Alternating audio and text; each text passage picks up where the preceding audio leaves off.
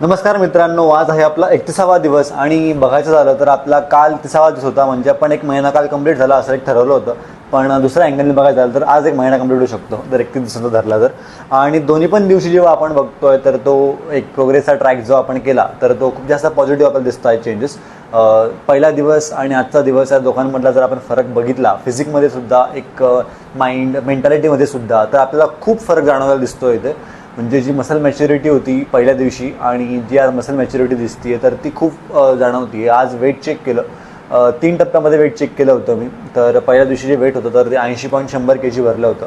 त्यानंतर मी जवळपास 15-16व्या दिवशी चेक केलं होतं तर तेव्हा ते 76-400 भरलं. आणि आज जेव्हा मी वजन चेक केलं तर तेव्हा ते 73-400 भरलं. म्हणजे जवळपास आपण या महिनाभरामध्ये 7 किलो वजन जे आहे तर ते लूज केलं आहे. आणि हे जे वजन लूज केलं तर मोस्ट ऑफ द जे वजन होतं तर ते हे फॅट नसून एक वॉटर होतं असं मला सरांसोबत चर्चा केल्यानंतर कळालं. कारण की बॉडी फॅट पर्सेंटेज जर माझं एवढं असलं असतं तर मी आत्तापर्यंत खूप जास्त दाट दिसायला लागलो असतो. पण ऑब्व्हियसली जे काही वाढलं होतं वजन तर ते बॉडी फॅट नव्हतं, तर त्याच्यामध्ये जे पाण्याचं प्रमाण होतं तर ते जास्त होतं. आणि ते वॉटर लुझिंगची एक होल्डिंग कॅपॅसिटी आहे तर ती आपण सध्या कमी केली असं एक प्राथमिक जे निरीक्षण आहे तर सरांच्या निदर्शनास आलं आणि ते सध्या मी फॉलो करतो आहे. बाकी व्हॉल्यूम जी आहे तर ती ऑलमोस्ट सेम आहे. म्हणजे मला असं वाटतं की जे 80 kg वरती माझी जी साईज होती तर ती ऑलमोस्ट सेम राहिली आहे. थोडीफार त्यामध्ये कमतरता जाणवत असेल पण त्यामध्ये एवढं पण मला खूप जास्त फरक जाणवत नाही आहे. कारण की प्रॉपर सध्या न्यूट्रिशन असेल, डाएट असेल, रेस्ट असेल आणि वर्कआउट असेल, चारी पण ज्या गोष्टी आहेत तर त्या खूप प्रॉपर चालू आहेत. आणि त्याच्यामुळे याचे रिझल्ट आपल्याला दिसणं ऑब्व्हियसली दिसायलाच हवेत, जे की दिसत आहेत. आता जवळपास 31 दिवस जेव्हा आपण झाले असं म्हणतोय तर तेव्हा 41 दिवस राहिलेत अशी एक गोष्ट आहे. म्हणजे आपण ऑलमोस्ट चॅलेंजच्या अर्ध्या टप्प्यापर्यंत पोहोचण्याच्या मार्गावर आहोत. म्हणजे जवळपास एक 4 ते 5 दिवसांमध्ये आपण म्हणजे किंवा पुढच्या आठवड्यामध्ये आपण चॅलेंजचा अर्धा टप्पा जो आहे तो ओलांडलेला असेल. त्यामुळे एक एक्साइटमेंट आहे. आणि जर अर्ध्या चॅलेंजमध्येच जर मला एवढे सारे चेंजेस दिसलेत ऑलरेडी तर आता बाकीच्या 35 दिवसांमध्ये किंवा बाकीच्या 40-41 दिवसांमध्ये काय काय होतील या गोष्टींचं खूप जास्त मी एक्साइट आहे या गोष्टी बघण्यासाठी, फील करण्यासाठी आणि त्या जर्नीचा एक पार्ट होण्यासाठी. तुम्ही पण या जर्नीमध्ये मला जोडून राहा. या गोष्टी तुम्ही बघतायत ऑलरेडी, या गोष्टीचा मला आनंद आहे. आजचा जो दिवस होता तर तो बॅक आणि चेस्टचा होता. पण सध्या CPTच्या कोर्समध्ये सुद्धा प्रॅक्टिकलमध्ये बॅक आणि चेस्टच असल्यामुळे आज खूप जास्त लाईट वेटनी वर्कआउट कंप्लीट केलं. चेस्ट आणि बॅकमध्ये ऑब्व्हियसली जे ट्रेडिशनल वेज आहेत तर त्यांनाच फॉलो करतो आहे.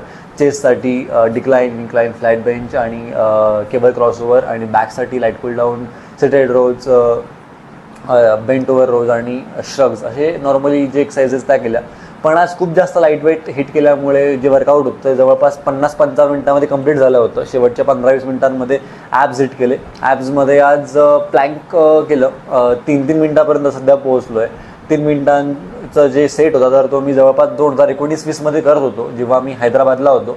पण त्यानंतर जवळपास 3 ते 4 वर्ष प्लँकचा टायमिंग होता तर तो 1 मिनिट किंवा 1.5 मिनिटापर्यंतच मी करत होतो. पण आता ऑब्व्हियसली एक ग्रॅज्युअल लेवलमध्ये किंवा कंटिन्युअसली जी ट्रेनिंग करतो आहे मी ॲप्ससाठीची त्याच्यामुळे ॲप्सचे मसलसुद्धा खूप जास्त स्ट्रॉंग होताना दिसत आहेत. आणि म्हणून सध्या मी 3 मिनिटं सध्या प्लँक होल्ड करू शकतो, या गोष्टीचा आनंद आहे. प्लँक केल्यानंतर शेवटचे 15 मिनिटं कार्डिओ केलं. आता सध्या कार्डिओ ट्रेडमिलवरनं मी क्रॉस ट्रेनरवरती शिफ्ट झालो आहे. त्याच्यामुळे जो बॉडीवरती स्ट्रेन येतो आहे तर तो कम्पॅरेटिव्हली जास्त येतो आहे. कारण की क्रॉस ट्रेनरमध्ये जेव्हा मी 10ची लेवल जाऊन हिट करतो आहे तर तेव्हा बॉडी खूप जास्त ऑलरेडी एक्झॉस्ट झालेली असते आहे. आणि त्यानंतर जेव्हा मी क्रॉस ट्रेनर हिट करतो आहे तर तेव्हा it's like I am draining, the whole energy is drain आणि मी सुद्धा ड्रेन होतो असंच वाटायला लागतं. पण ते खरंच म्हणजे ट्रेडमिलवरती जेव्हा मी पळतो आहे किंवा मी मोस्टली चालतो ट्रेडमिलवरती शेवटचे 10 मिनिटं फास्ट वॉकिंग जी आपण करत होतो. पण आता मागच्या 2 दिवसांपासून सध्या मी क्रॉस ट्रेनर करतो आहे आणि त्यामध्ये खरंच खूप जास्त एनर्जी ड्रेन होती आहे.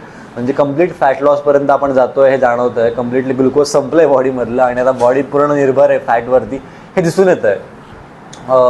बाकी या CPTच्या कोर्समध्ये चेस्टचे पूर्ण एक्सरसाइज कंप्लीट झाले आहेत. त्याच्यामुळे आता थोड्याफार एक्सरसाइजेस बाकी आहेत. म्हणजे बॅक कंप्लीट झाली आहे, चेस्ट कंप्लीट झाले आहेत, लेग्स कंप्लीट झाले आहेत. सो आता ॲप्स बाकी आहेत आणि डेडलिफ्ट बाकी आहे. सो 2-3 दिवसांचा खेळ बाकी आहे. कोर्स संपत आला आहे असं आपण म्हणू शकतो. हा कोर्स जो काय होता तर तो मजेशीर होता. खरंच खूप मजा आली. सायन्स जो एक सायंटिफिक ॲप्रोच असतो, सायंटिफिक पॉईंट ऑफ व्ह्यू असतो तर त्या गोष्टी खूप जास्त क्लिअर झाल्या. फॉर्म अँड टेक्निक्स पण खूप जास्त क्लिअर झाल्या.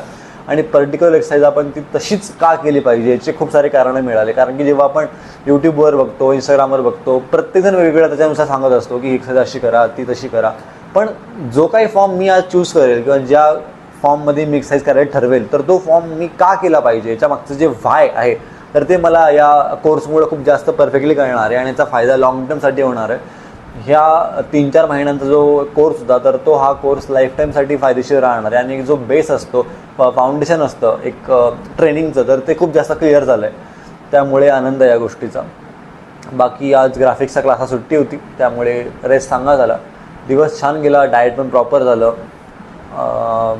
त्यामुळे आज तिथंच थांबूयात, उद्या भेटूयात. तोपर्यंत आराम करा, मी पण आराम करतो. थँक्यू, धन्यवाद.